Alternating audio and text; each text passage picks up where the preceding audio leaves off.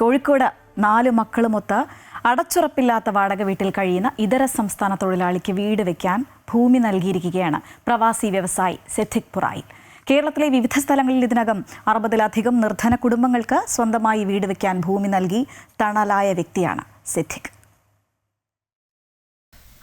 ഒഡീസയിൽ നിന്നും 16 വർഷങ്ങൾക്ക് മുമ്പ് കേരളത്തിലെത്തിയതാണ് ബിബാച്ച കുസ്ലെ എന്ന ബിനു.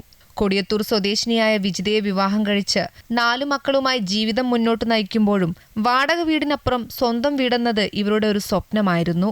സ്വന്തമായി ഭൂമിയില്ലാത്തതിനാൽ സർക്കാരിന്റെയോ മറ്റ് ഭവന പദ്ധതികളുടെയോ ആനുകൂല്യങ്ങൾ ലഭിക്കാതെ നിസ്സഹായാവസ്ഥയിലായിരുന്ന ഈ കുടുംബത്തിന്റെ സങ്കടം റിട്ടയർഡ് അധ്യാപികയായ സോഫിയ ടീച്ചറിലൂടെയാണ് സിദ്ദിഖ് പുറായിലിന്റെ കാതുകളിലെത്തുന്നത്.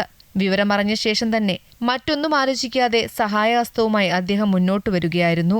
ചെറുവാടി തെനങ്ങപ്പറമ്പിൽ തനിക്കുള്ള ഭൂമിയിൽ നിന്നും 4 സെന്റ് സ്ഥലം ബിനുവിന് വീട് വെക്കാനായി അദ്ദേഹം സന്തോഷത്തോടെ കൈമാറി. ഇവിടെ ഞാൻ ഒരു 100ഓളം വീടോ വീടിനനുബന്ധ സ്ഥലങ്ങളോ കൊടുക്കാനുള്ളൊരു തീരുമാനത്തിലും ഞാൻ നിയത്ത് ചെയ്ത് മുന്നോട്ട് പോകുന്നുണ്ട്.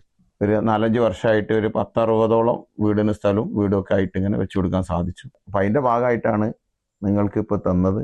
ഇനി ബാക്കിയുള്ളത് പൂർത്തീകരിക്കണം. അതിന് ദൈവം അനുഗ്രഹിക്കട്ടെ എന്ന് നിങ്ങളും പ്രാർത്ഥിക്കുക, ഞാനും പ്രാർത്ഥിക്കുന്നുണ്ട്. ഈ സമയത്ത് സന്തോഷം എന്നല്ലാതെ വേറെ ഒന്നും പറയാനില്ല. പ്രതീക്ഷിക്കാതെ കിട്ടിയൊരു ഇതാണിത്.